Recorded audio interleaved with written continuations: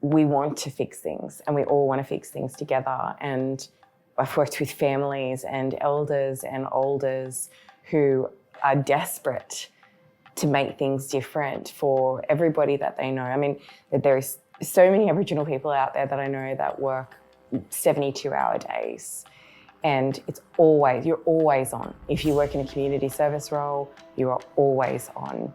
There's no disconnection. We need Aboriginal people represented at all levels, and we need to elevate those voices and respect those voices. And we need to understand, we need the mainstream to understand the value we bring right across agencies in the sector, and that those years of thousands upon years of knowledge, of culture, of understanding community, land, all of that sort of stuff. We need business, government to really respect that, and for that to really be embedded in the way that Aboriginal people are supported to transition to these leadership roles, and for it to be valued. It's important to, I think, recognise the need to listen to Aboriginal and Torres Strait Islander people in talking about how they lead, how they manage in whatever sort of field you might be referring to, so that they are able to speak for themselves in that sense, in terms of what leadership means to them, what their leadership might be informed by traditional knowledges and cultures, or it might be informed by a mix of kind of community contexts that are their work colleagues, their local community, as well as, you know, their communities that they've descended from. Understanding that we've got Aboriginal people that have lived here, born here, grown up here all their lives, but aren't traditional owners, but still have a strong connection. So those cultural norms that might apply in other parts of New South Wales look different here. They might apply to some people and not others. So I guess for us, it's really about sharing that history, making sure that really informs our practice. Wisdom that's embedded into these young people of how you can help create solutions because you have that knowledge system, and showing them that these tools of AI and technology are there to be shaped, and you're vital to shape them for a local use or a global use to ensure there's value to solve that problem. We've grown a lot of Aboriginal leaders within the Aboriginal Health Service, and that's good for us, that's amazing.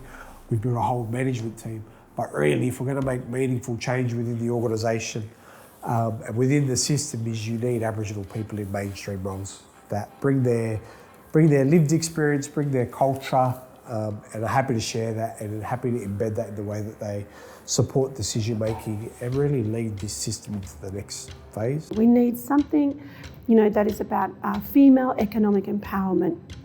And so the Morning Sky was born. Now the Morning Sky in most First Nations cultures is our female sky. The Morning Sky has two arms. It has economic empowerment and it has education empowerment. The economic empowerment piece is around where we will go and do workshops and motivation, and I'll provide microfinancing to female founders, Indigenous and non-Indigenous, around helping them to kickstart their business. And then we wrap that around with mentoring and business-ready workshops. So that's hugely important that we acknowledge and also give back to ensure that protecting that Maraweli knowledge. Speak to elders over that 10 years when I worked around Northern Australia. And I'm just amazed at those knowledge systems and how much opportunity that has for the globe. I funded yarning circles. I funded yarning circles as part of the Morning Sky that I know that have brought women together in both rural and regional areas in Australia here. And those yarning circles have saved Indigenous children from being removed by child safety.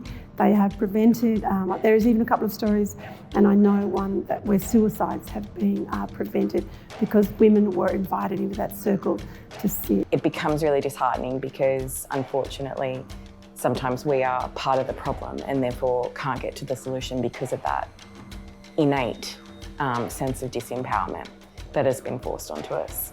If we can empower any others to step into this space in whatever way they feel is right for them, because it's about business, but it's also about wealth creation, and we must not be afraid of creating wealth in our families, because creating wealth is about creating choice or enabling choice. Really, the only way the system is going to change and improve is if We have leaders that step outside these Aboriginal identified roles in mainstream spaces, but don't leave behind their connection to community, their cultural knowledge, their lived experience. Like, they need to bring that to bear to the fore every day in the decision making, the way that they run their services.